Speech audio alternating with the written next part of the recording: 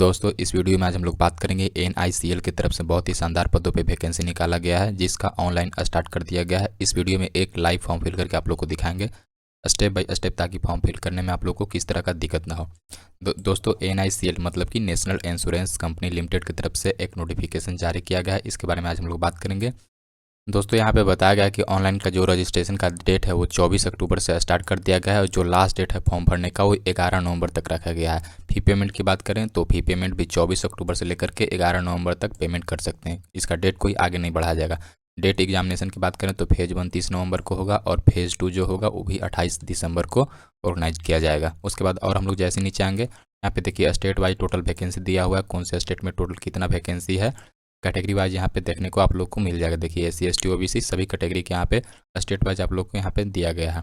उसके बाद हम लोग नीचे total number of the vacancy की बात करेंगे तो टोटल 500 पदों पे वैकेंसी निकाला गया है।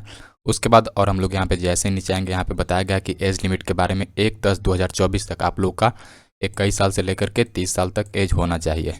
अगर आपका उम्र 21 साल से कम है और 30 साल से ज़्यादा है तो फॉर्म को नहीं भर सकते हैं। देखिए यहाँ पे बताया गया कि 2/10/1994 से पहले आपका जन्म हुआ है तो आप इस फॉर्म को नहीं भर सकते हैं, और 1/10/2003 के बाद हुआ है तो नहीं भर सकते। यहाँ पे देखिए कैटेगरी वाइज छूट दिया गया है। SC कैटेगरी के लिए यहाँ पे 5 साल का छूट दिया गया है। OBC के लिए यहाँ पे देखिए 3 साल का छूट दिया गया है।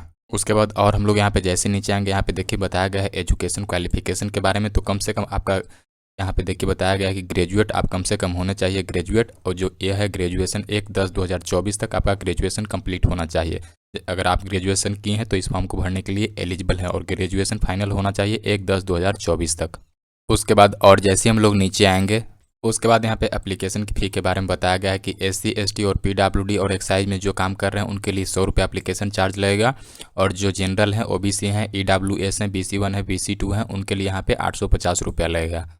दोस्तों फॉर्म भरने के लिए हम लोग को गूगल या क्रोम ओपन करना है, वहाँ पे आकर के सर्च करना है nationalinsurance.nic.co.in। लिख करके हम लोग जैसे ही सर्च करेंगे हम लोग सामने इस तरह का इंटरफेस खुल करके आ जाएगा। इसका लिंक हम लोग वीडियो के डिस्क्रिप्शन बॉक्स में डाल देंगे, वहाँ से जाकर इस पेज पर आप डायरेक्ट आ सकते हैं। उसके बाद इसमें हम लोग जैसे यहाँ पे नीचे आएंगे, देखिए नीचे आने के बाद यहाँ पे लिखा हुआ है recruitment of the 500 assistant class 3rd। इस पर हम लोग क्लिक करेंगे। इस पर क्लिक करने के बाद यहाँ पे देखिए क्लिक हियर टू अप्लाई का एक ऑप्शन है, इस ऑप्शन में हम लोग क्लिक करेंगे। इस ऑप्शन पे क्लिक करते हैं, देखिए हम लोग के सामने इस तरह का इंटरफेस खुल करके आता है। इसमें हम लोग बिल्कुल न्यू और फ्रेश रजिस्ट्रेशन करेंगे। उसके लिए हम लोग यहाँ click here for new registration के ऑप्शन पे क्लिक करेंगे। देखिए हम लोग के सामने उसके बाद इस तरह का इंटरफेस खुल जाता है, जिसमें हम लोग 6 स्टेप में टोटल फॉर्म को फिल करना है। पहला स्टेप में बेसिक इन्फॉर्मेशन, दूसरा में सिग्नेचर और फोटो को अपलोड करना है, तीसरा में डिटेल को डालना है, चौथा में प्रीव्यू, फिर डॉक्यूमेंट्स अपलोड करेंगे, उसके बाद पेमेंट करेंगे। उसके बाद यहाँ पे अपना नाम डालेंगे, उसके बाद कंफर्म नाम करेंगे, उसके बाद मिडिल नेम है तो डालिए, अदरवाइज छोड़ दें। लास्ट नेम अगर है तो कुमार डालें, उसके बाद कंफर्म लास्ट नेम करेंगे। उसके बाद और हम लोग यहाँ पे जैसे नीचे आएंगे, यहाँ अपना मोबाइल नंबर डालेंगे, कंफर्म मोबाइल नंबर करेंगे। उसके बाद अल्टरनेटिव कोई एक्स्ट्रा मोबाइल नंबर है तो डालें, अदरवाइज छोड़ दें क्योंकि यहाँ पे स्टार मार्क्स नहीं है।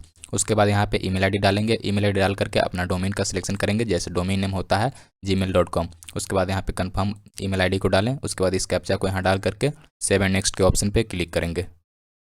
उसके बाद हम लोग के सामने इस तरह का इंटरफेस खुल जाता है। यहाँ पे देखिए हम लोग का रजिस्ट्रेशन नंबर और पासवर्ड यहाँ पे शो करता है, इसको हम लोग कहीं नोट डाउन कर करके भविष्य में के लिए सुरक्षित यहाँ पे रख लेंगे। उसके बाद यहाँ पे नीचे देखिए तो यहाँ फोटो अपलोड करना है। फोटो के लिए हम लोग यहाँ नोटिफिकेशन में देखेंगे, यहाँ पे नोटिफिकेशन में बताया गया कि फ़ोटो जो होना चाहिए रिसेंट का होना चाहिए और कलर फोटोग्राफ होना चाहिए। उसके बाद साइज़ की बात करें तो 20 से लेकर के 50 KB के बीच होना चाहिए। यहाँ पे हम लोग आएंगे, यहाँ पे आएंगे चूज फाइल के ऑप्शन पे क्लिक कर करके फोटो को अपलोड करेंगे। उसके बाद आई कन्फर्म के ऑप्शन पे क्लिक करेंगे। उसके बाद यहाँ पे बताया गया कि सिग्नेचर के लिए हम लोग को क्या साइज़ होना चाहिए। यहाँ पे सिग्नेचर के लिए बताया गया है कि वाइट पेपर पे होना चाहिए और ब्लैक इंक से करना है। सिग्नेचर जो होना चाहिए क्योंकि कैपिटल लेटर में आप लोग के नहीं होना चाहिए, नॉर्मल जो सिग्नेचर करते हैं उस तरीके का होना चाहिए। उसके बाद हम लोग यहाँ आएंगे, चूज फाइल के ऑप्शन पर कर करके सिग्नेचर को अपलोड करेंगे। उसके बाद आई कन्फर्म के ऑप्शन पर क्लिक करेंगे। उसके बाद यहाँ पे नेक्स्ट का ऑप्शन है, इस पर क्लिक करेंगे। उसके बाद हम लोग के सामने इस तरह का इंटरफेस खोल करके आ जाता है, जिसमें हम लोग को क्वालिफिकेशन, एक्सपीरियंस और लैंग्वेज का सिलेक्शन करना है। सब चीज़ के बारे में डिटेल में एक एक कर करके आप लोग को समझ में आएगा, समझाएंगे ताकि आप लोग को किसी तरह का कोई दिक्कत ना हो। सबसे पहले में यहाँ पे बताया गया कि वैकेंसीज ऑफ द स्टेट, आप कौन से स्टेट से वैकेंसीज को अप्लाई करना चाहते हैं, आप अपने अनुसार यहाँ पे स्टेट का सिलेक्शन करेंगे। उसके बाद यहाँ पे बताता है कि आप जिस स्टेट में रहते हैं उस स्टेट का जो लोकल लैंग्वेज होता है उस लैंग्वेज के बारे में आप बोलना जानते हैं, लिखना जानते हैं, रीडिंग राइटिंग जानते हैं तो यस करेंगे, या अदरवाइज नो करेंगे। उसके बाद यहाँ पे regional language of the state का, आपका रीजनल लैंग्वेज क्या है, यहाँ हिंदी जो होगा आप अपने अनुसार सेलेक्ट कीजिएगा। उसके बाद यहाँ पे कैटेगरी का सिलेक्शन करना है, आप कैटेगरी का सिलेक्शन यहाँ पे करें।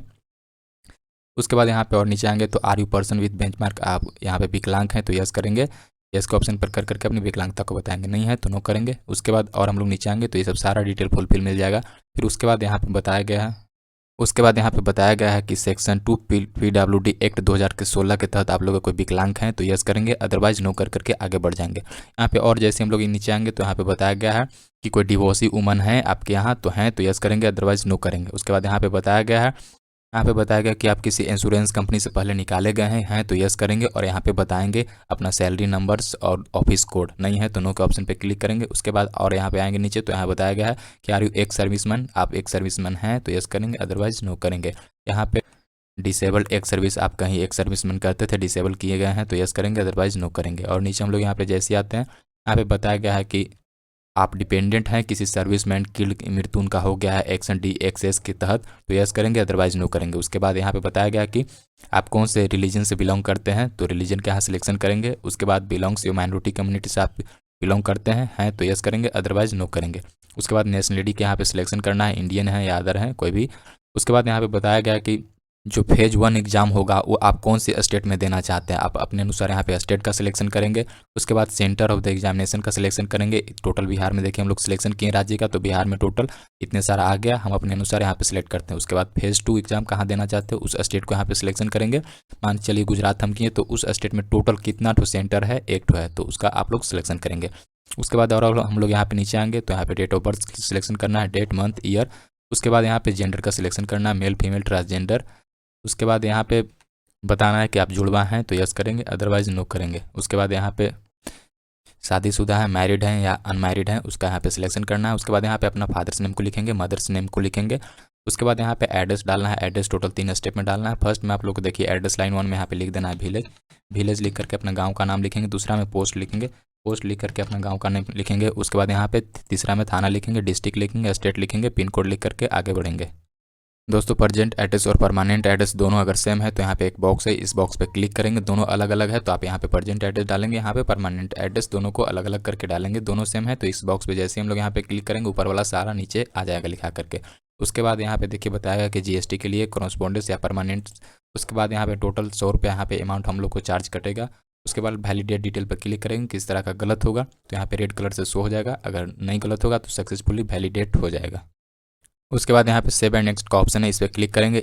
उसके बाद हम लोग को इस तरह का इंटरफेस खुल करके आ जाता है जिसमें क्वालिफिकेशन को डालना है। यहाँ पे देखिए ग्रेजुएशन का यहाँ पे डालना है, तो ग्रेजुएशन में आप आर्ट्स साइंस कॉमर्स क्या से किए हैं उसका सिलेक्शन करेंगे। यहाँ पे पासिंग ईयर डालेंगे, डेट मंथ ईयर, यहाँ पे परसेंटेज को डालेंगे। उसके बाद यहाँ पे ग्रेड फर्स्ट सेकंड थर्ड आया है उसका सिलेक्शन करेंगे। आप PG किए हैं तो उसका यहाँ पे डालेंगे, नहीं किए तो छोड़ देंगे। आप कोई और डिटेल आपके पास है तो उसको यहाँ पे डालेंगे, नहीं है तो। और नीचे हम लोग जैसे ही आएंगे उसके बाद यहाँ पे आप बताया गया किस तरह का इंप्लॉयज हैं, कहीं काम करते हैं उसका यहाँ पे डिटेल डालना है, नहीं है तो और नीचे आएंगे, इसको ऐसे ही छोड़ देंगे। उसके बाद यहाँ पे बताया गया कि आप SC ST से बिलोंग करते हैं और आप ऑनलाइन में एग्जामिनेशन में प्री एग्जाम में बेनिफिट्स लेना चाहते हैं, SC ST से बिलोंग करते हैं तो यस करेंगे, नहीं तो नो करके आगे बढ़ेंगे। यहाँ पे बताया गया कि कौन कौन सा आप लैंग्वेज जानते हैं, जैसे आप जानते हैं हिंदी तो हिंदी यहाँ पे लिख करके यहाँ पे रीड के ऑप्शन पे क्लिक करेंगे, मतलब पढ़ना आता है। यहाँ पे राइट मतलब लिखना आता है, स्पीक मतलब बोलना आता है। कोई और लैंग्वेज आता है, इंग्लिश आता है तो उसी तरह से इंग्लिश यहाँ लिखेंगे, रीड राइट और स्पीक करेंगे। कोई और लैंग्वेज आता है तो उसका यहाँ पे करेंगे रीड राइट स्पीक के ऑप्शन पे क्लिक करके वैलिडेट योर डिटेल के ऑप्शन पे क्लिक करेंगे।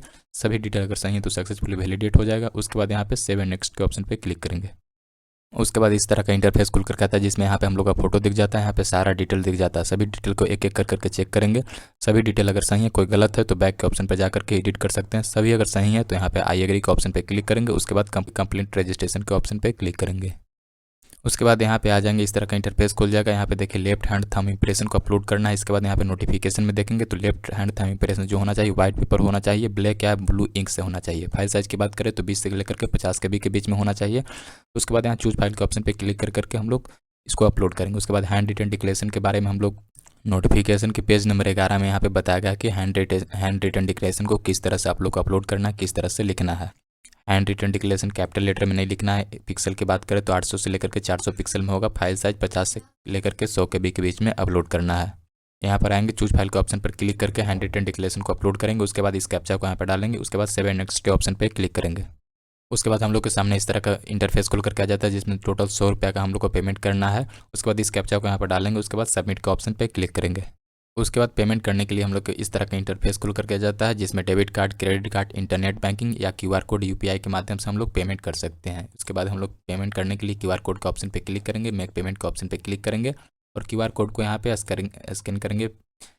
पेमेंट यहाँ पे सक्सेसफुली कंप्लीट करने के बाद दोस्तों, पेमेंट सक्सेसफुली करने के बाद हम लोग को सामने इस तरह का देखिए रिसीविंग जनरेट होकर के आ जाता है।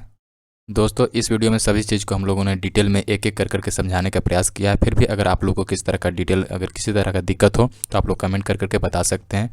वीडियो अच्छा लगा होगा सब्सक्राइब कीजिएगा। Thank you.